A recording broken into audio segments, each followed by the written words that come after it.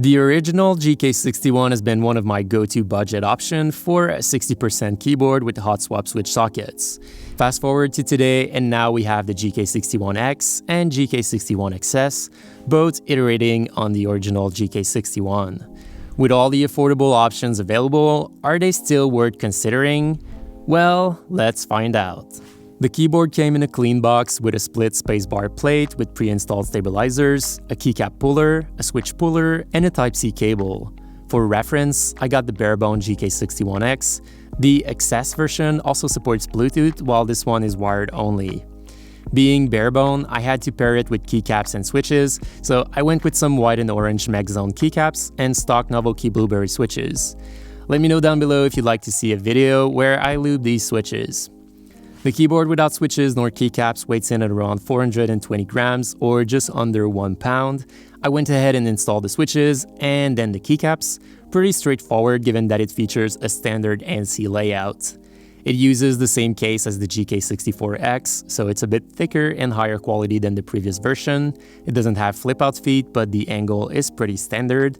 The USB port is at the left and isn't recessed, so it should accommodate most third-party cables. Looking closer at the keycaps, these are PBT. The description says they have an OEM profile, but it's not as tall in my view, although not like a cherry profile either. They have a decent thickness, the legends are dye sublimated, so it will be durable. However, the print quality isn't the best I've seen. It looks like there is a bit of ink bleed and the letters could be sharper. From afar, it's not too bad, but considering the set is around $50, I find it a bit expensive for the overall quality. Otherwise, I like the white and orange theme. I'm not sure if it's inspired by an existing GMK set. Please let me know down below if it's the case. Now to the switches. Honestly, these blueberries ain't too bad. A bit heavy for my taste, but they're really satisfying to type on, and I'm not hitting keys by mistake as easily with this additional weight. These sound pretty good even unlubed, and they feature a sharp tactile bump. I'll probably end up lubing them to make them less tactile and smoother anyway. The stabilizers are factory lubed and they are quite decent too. The spacebar has a bit of rattle, but the shift key sounds quite nice. Lubing them properly would help, but it's still better than most stock stabs in my opinion. The PCB looks nice in this matte black finish and it supports 5-pin switches, so any MX style switch should fit in there. It also has standard hole locations to replace the case for a GH60 compatible one, something I plan to do in a future video.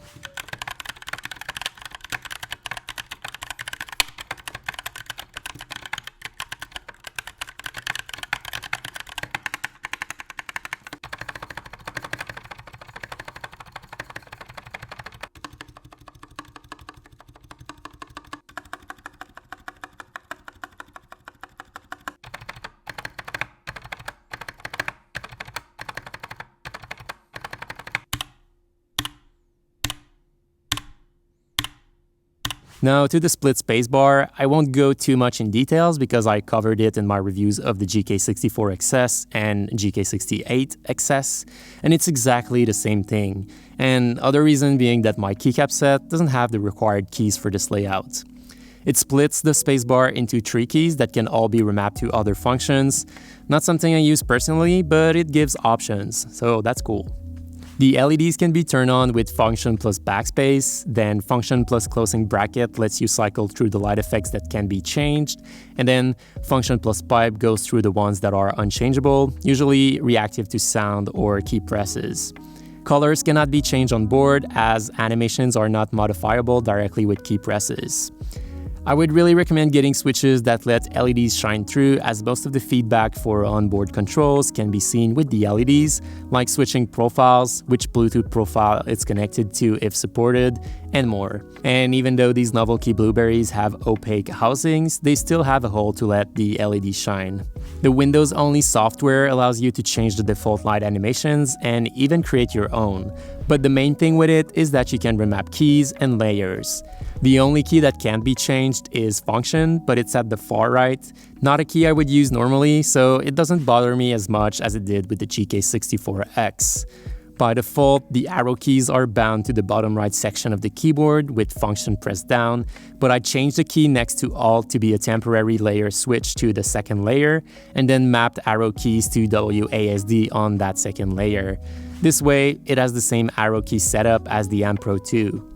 Like all other GK61X keyboards, you get 5 layers or profiles, one being the standard or default layer, another one being tied to the current state of the driver, and the 3 others are modifiable and stored on board. Being the non-S version, it doesn't support Bluetooth. I'm not too bummed by it personally, as it doesn't have a hardware on-off switch and sometimes fall back to Bluetooth after putting my computer to sleep for a while. So this version is a bit more stable in that regard, and I rarely use Bluetooth anyway. So in conclusion, this is my current go-to keyboard. I really like the feature set and the 60% layout is familiar to me, so this is a really nice keyboard for me at the moment. The only thing I'd change is for it to use PCB mounted stabilizers, that way I could install screw-in stabs.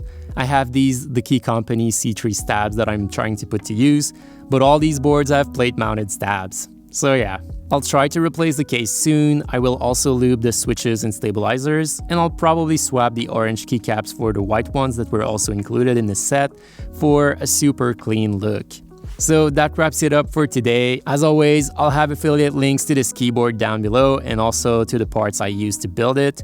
Feel free to use these links if you're interested and want to support the channel at the same time. So thanks for watching, make sure you leave a like if you did, and don't forget to subscribe if you haven't already, as I'll see you in the next video.